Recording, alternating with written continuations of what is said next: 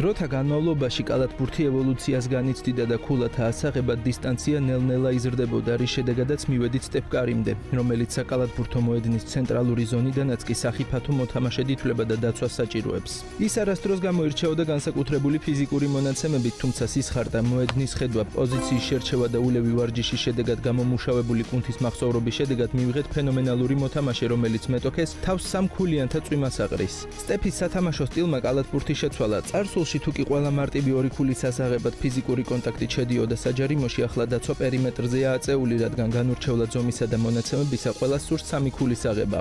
საკოლეჯო კალათბურთშიც კი ყველას უნდა სტეფივით ისროდეს და საჯარიმო ზონაში შესვლის ნაცვლად პერიმეტრთან მიახლოებისთანავე ისვრიან, არადა რეალურად კარიის ერთადერთი მოვლენაა, რომლის მსგავსი სტაბილურობაც ვარჯიშთან ერთად ღმერთმაც უნდა გიბოძოს. არა ამ ქვეყნიური ტალანტის წყალობით მან 4 საჩემპიონო ბეჭედი მოიგო და ორჯერ დასახელდა მსოფლიოს საუკეთესო კალათბურთელად. ასეთი რეზიუმე კი ფინანსურად შესაბამის დაფასებას იმსახურებს. პირველი 4 წელი ის სეზონში 2-დან 4 მილიონამდე გამოიმუშავებდა, მაგრამ სტაბილურად წარმატებული შედეგებიდან გამომდინარე, მისი ანაზღაურება არითმეტიკული პროგრესიით იზრდებოდა, სანამ 2022 წელს 4 წელზე გათვლილი 215 მილიონიანი კონტრაქტი არ გააფორმა, რასაც გასულ სეზონში თავზე კიდევ 1 წელი და 62.6 მილიონი დაემატა. შედეგად სტეფი გახდა ისტორიაში პირველი კალათბურთელი, რომელიც წლიურად 60 მილიონზე მეტს აიღებს მხოლოდ ხელფასიდან და შეუერთდება ლებრონ ჯეიმსისა და კევინ დიურანტის დუეტს, როგორც მოთამაშეები, რომელთა ანაზღაურებამაც მხოლოდ თამაშით 9 მილიარდს გადააჭარბა.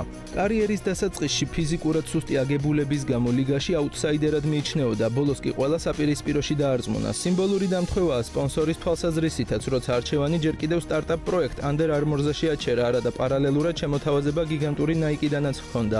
საქმე ისაა, რომ კარის მენტალიტეტი ყოველთვის იყო დაემტკიცებინა მისი მოძულეები საპირისპიროში და არასდროს შეგუებოდა მეორე ნომრობას. შედეგად მივიღეთ ის, რომ Under Armour-ი არის ერთ-ერთი უპრესტიჟულესი სპორტული ბრენდი, ხოლო სტეფი მათი უმთავრესი სახე იყო. რამდენიმე დღის წინ კი მხარეებმა ოფიციალურად დაადასტურეს, რომ მათი 10 წლეულზე მეტი ხნის პარტნიორობა დასრულდა. კარისა და Under Armour-ის პარტნიორობა დიდი ხმაურით დაიწყო 2013 წელს, ხოლო 2015-ის დასაწყისში პირველი Curry One გამოვიდა, საიდანაც დაიწყო ეგრეთ წოდებული სტეფანომიკის ფენომენი, ანუ მისი ბიზნეს იმპერიის აღმშენებლობა. იმავე წლის შემოდგომაზე უკვე Curry Toots იყო ბაზარზე. კარის 4 გზის ჩემპიონობამ და ორჯერ MVP-ის მოგებამ Under Armour-ს ფეხი გაუმაგრა ბაზარზე და Nike-ის მონოპოლიის წინააღმდეგ მნიშვნელოვანი კონკურენტი გახადა. თუმცა საწყისი წარმატება გრძელვადიანად არ გაგრძელდა. Curry-ს ხაზს კულტურული გავლენა არ ჰქონდა, რისთვისაც ერთ-ერთი მნიშვნელოვანი ინდიკატორია მისი დაბალი საცალო გაყიდვების ღირებულება და ვერ დაიკავა ის წილი, რასაც Under Armour-ი ელოდა. 2025 წლისთვის ეს პარტნიორობა ბრენდისთვის 100 მილიონზე ოდნავ მეტის შემოსავალს ქმნიდა, რაც Under Armour-ის მთლიანი პორტფოლიოს კონტექსტში ძალიან მცირე მაჩვენებელია და იმაზე მიუთითებს, რომ Curry-ს ხაზის ღირებულება წლიდან წლამდე კლებულობს. 30 სექტემბრის ანგარიშის მიხედვით კომპანიამ 19 მილიონზე მეტი ზარალი განიცადა 1.33 მილიარდის შემოსავალზე. შედარებისთვის Nike-ის ჯორდანის ბრენდმა 2025 წელს 7.6 მილიარდის შემოსავალი მიიღო, მიუხედავად იმისა, რომ ეს მაინც 16%-ით ნაკლებია წინა წელთან შედარებით. Under Armour-მა ჯერ კიდევ 2020 წელს მიანიშნა, რომ მოძრაობდა სუპერსპორტსმენებზე დამოკიდებული მოდელიდან დაშორებისკენ, როცა უნივერსიტეტებთან რამდენიმე მსხვილი ხელშეკრულება შეწყვიტა.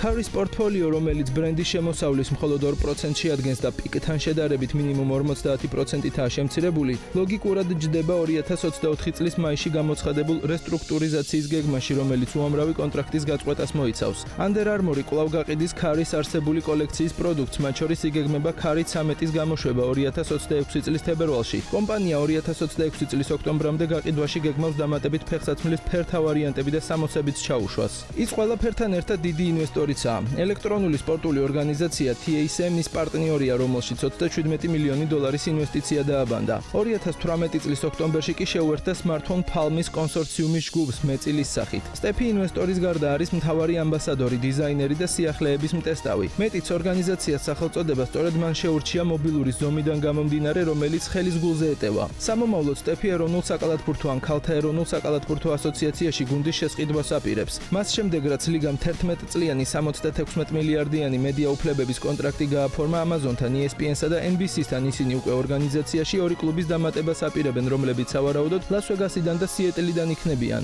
ამასთანავე მეხიკოსა და ვანკუვერში საერთაშორისო გაფართოების ვარიანტიც განიხილება. რაც შეეხება ქალთა ლიგას, ისინი 2028 წლისთვის კლუბების რაოდენობის 16-მდე გაზრდას განიხილავენ და ერთ-ერთ კვოტას ქალაქ პორტლენდს გადასცემენ. სტეფ კარი მამაკაცთა და ქალთა მიმართულებით სწორედ აღნიშნულ პროცესს აკვირდება და სურს, რომ გუნდის შექმნისთვის სწორი დროში არჩიოს. მას კარიერის დასრულება მოუწევს იმისათვის, რომ ფლობელთა გუნდის წევრი გახდეს, კონტრაქტი კონტრაქტი კი Warriors-თან 2027 წლამდე აქვს გაფორმებული. კარის მზარდი მედია ბიზნესი აკავშირებს Unanimous-თან, რომელიც მისი პირადი მედია პროდაქშენია. კომპანიამ Apple TV Plus-ისთვის მის შესახებ დოკუმენტური ფილმი გადაიღო. კალათბურთელმა 2024 წელს ბურბონის გამოუშვა სახელწოდებით Gentleman's Cut-ი, რომლის თითო ბოთლით $73 ღირს და ასევე აპირებს გრაფიკული ნოველების გამოცემა სპორტულ სუპერგმირებზე Penguin Workshop-თან თანამშრომლობით. ინვესტირების თვალსაზრისით სტეფი ყოველთვის აქტიურობდა Shark and Weir პლატფორმა Golf Plus-სა და Tiger Woods-ის კომპანია TMRW სპორტში დიდი ფული ჩადო, რადგან გოლფი მისი მეორე საყვარელი სპორტის სახეობაა. კარის ასაკიდან გამომდინარე კიდევ რამდენიმე წელი მეტოქეებს სამქულიანი უღელტეხილების გაძლება მოუწევთ. მერე კი დიდი რევოლუციური ეპოქა კალათბურთის კორტებიდან საფუძველ ჩაყრილ ბიზნეს შეხვედრებში გადაინაცვლებს, სადაც ბავშვის სახიანი ასასინი არანაკლებ დიდებულ საქმეებს გვპირდება.